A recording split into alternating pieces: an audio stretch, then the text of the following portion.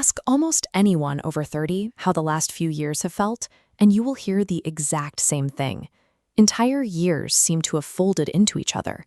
2021, 2022, and 2023 are nearly impossible to tell apart, and somehow we are already in the back half of this decade. Psychologists studying time perception are currently tracking this collective blur. Since 2020, research into how we remember duration has shifted toward understanding why these specific years lack the cognitive markers we used to rely on. For over a century, we've relied on one primary explanation for why time seems to accelerate as we age. In 1877, French philosopher Paul Genet proposed the proportional theory of time perception. As this timeline diagram shows, a single chronological year represents a massive 10% of your entire lived experience when you are 10 years old. But by the time you turn 40, that exact same year is reduced to just a 2.5% slice. Mathematically, each successive year is a smaller fraction of the whole. If fractions were the only factor, every year in your 30s would feel identical in length. Instead, we report massive variations. Some years feel like they lasted forever, while others vanish. Our subjective sense of time is responding to a biological variable that simple math cannot account for. You don't have a biological stopwatch ticking away in your head. When you look back and ask yourself how long a certain period felt, your brain estimates the answer by counting how much distinct, retrievable memory content it has stored from that window. Your brain segments experience into blocks called event boundaries. Novelty triggers dopamine, opening new memory files. Frequent new experiences generate dense memory clusters, making time feel expansive. But in a strict routine, event boundaries disappear. Weeks compress into a single template, drastically shrinking the timeline. This means the actual variable driving the speed of your life is memory density. How much genuinely new data you process determines exactly how much time you feel has passed. In early 2020, the global lockdown initiated a massive, unintended physiological experiment. It completely severed the brain's novelty data feed.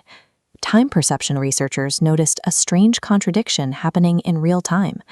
Day to day, people reported that time was dragging. The sheer monotony made individual hours feel agonizingly slow to get through. Yet when asked to look back over weeks or months, those same people felt large chunks of time had simply vanished. Because those slow days lacked any novelty to trigger new event boundaries, 0 unique memories were encoded.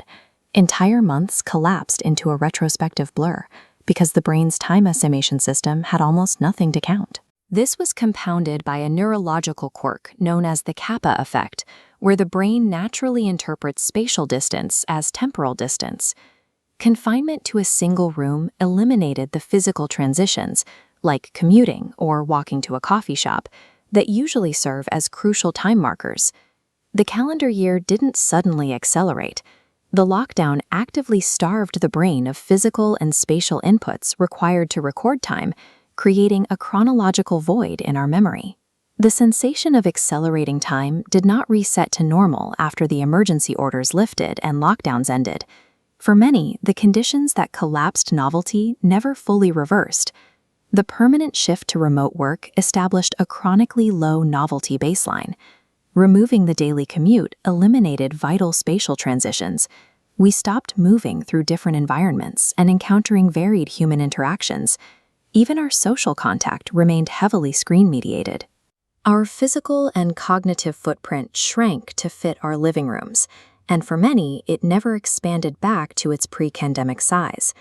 The immediate crisis ended, but the structurally compressed, low-data lifestyle became the new default.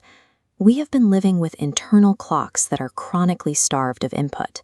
We can see the memory density theory working in the exact opposite direction through a phenomenon known as the holiday paradox. When you travel somewhere completely unfamiliar, your brain is forced off autopilot. It has to process massive amounts of new sensory and spatial data, like new foods, new navigation routes, and new languages. That high density of active processing makes the present moment feel incredibly expansive.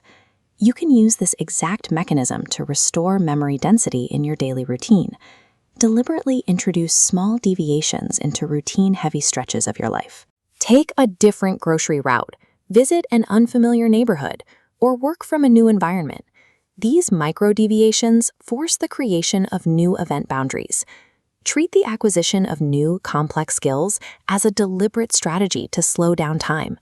Learning a new language or mastering a physical discipline demands effortful attention, forcing the brain to encode rich, distinct timestamps rather than compressing your evening into a generic memory. Conversely, extended periods of semi-automatic behavior, like infinite scrolling, are the enemy of time perception. These low-attention states actively prevent active memory encoding, contributing directly to the feeling that hours have vanished into thin air. We have a direct, immediate lever to pull on.